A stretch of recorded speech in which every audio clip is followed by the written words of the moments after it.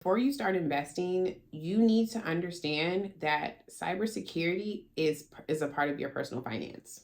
Hey friend, you're going to be a millionaire. Let's start there. But there are some things that you need to know how to do before you start investing, and protecting your money is one of them. So, let's talk about it. I am your friend, the Bougie Budgeter, and I'm teaching you how to finance your best life.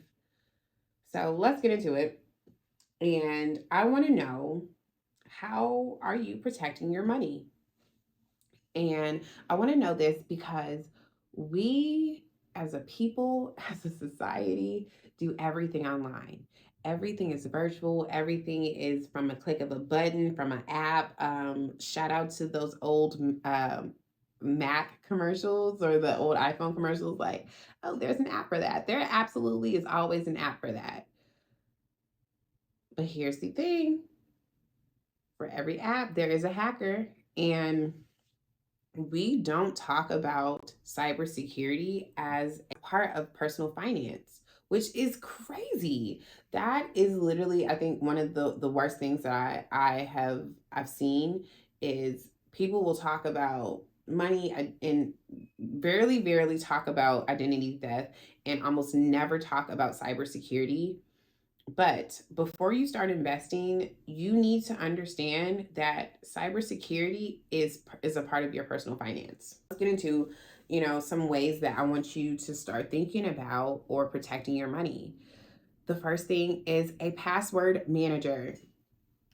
A password manager, let me tell you, strong passwords are literally the first line of defense. Strong password and a good email address, and a private email address.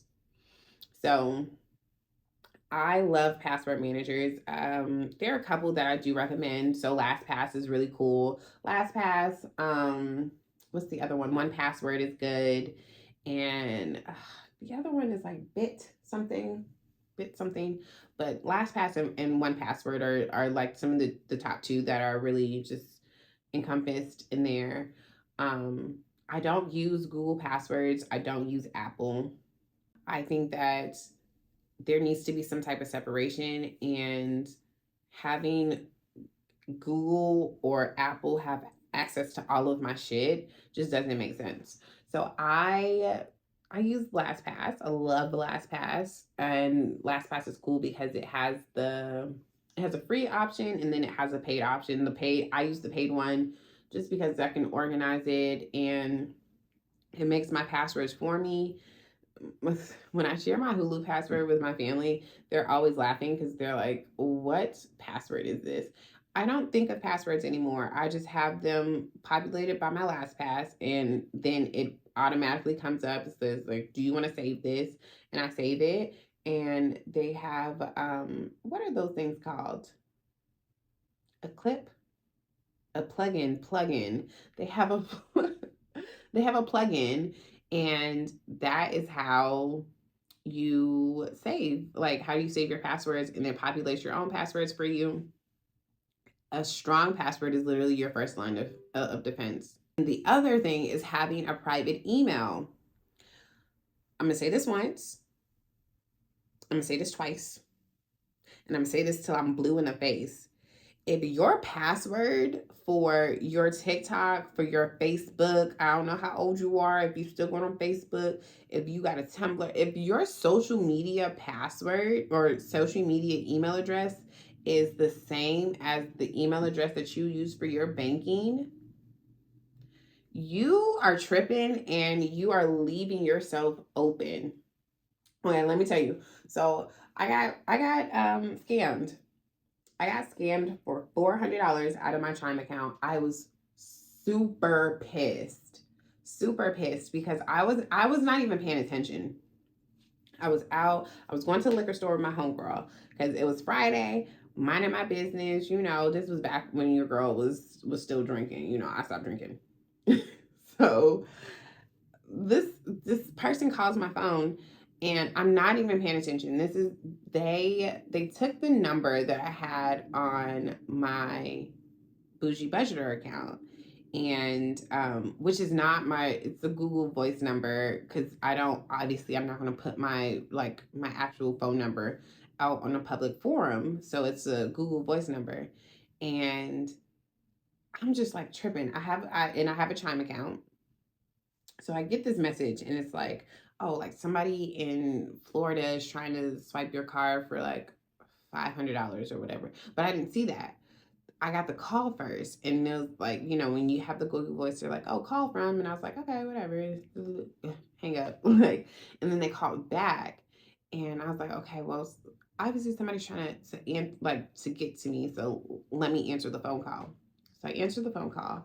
And they're like, "Hey, Miss James, when we first they wanted me to verify all this information, and again, I'm thinking that it's the bank because he's like, oh, we're from Chime, someone's trying to use your account."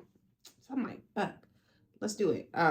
Giving him the information, and then we get to, all right, well, we have to reset your password. And I did not look at the the text message, and it literally at the bottom says, "We will never ask you for this PIN number." But I just looked at the top, and long story short, that's how he ended up. They got into my account, changed my password, and took the money. But it was only like $400 in there. I don't keep a lot of money in my Chime. That's why I'm like, whatever, I'm not pressing over it. But $400 is $400. So he's like, so I'm calling the bank back, and I was like, hey, yeah, somebody said that someone was trying to get my account yesterday. And once we reset the password, they hung up. And when I said the man on the phone sounded so sad. He was like, oh, that was a scam. And I was like, oh my gosh, I'm stupid. And because of that, a lot that happens to so many people, and so many people are so embarrassed, so they don't take the actual precautions and the steps that they need to do that. So let me tell you what I did after I got scammed. After I got scammed, I got LastPass. That was the first thing. That was the first thing I did. The second thing I did was report it to, I think it's the SEC, or it's a government agency that deals with financial fraud. So I reported that. And then the third thing that I did was I made a separate email. I already used a private email address, but I was like, let me just start this shit from scratch. And I started a brand new separate email address specifically for my money, because they had my email address, they had my address, I gave them my address, my email address, the last four, my social, I gave them all of this information. So now I'm paranoid.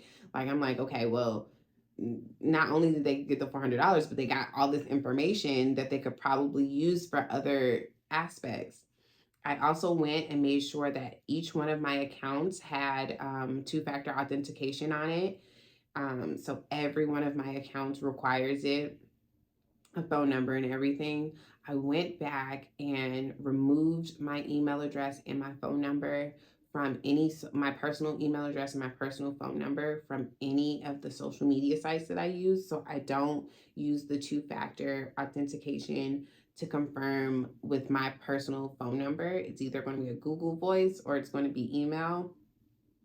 I was not fucking playing.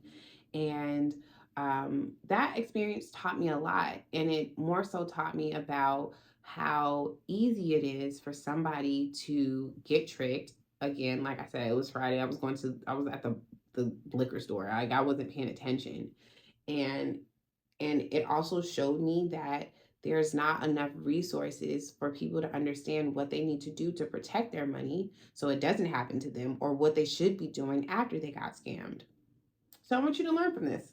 Learn something from this. Like Tyra said, I want you to learn something from this.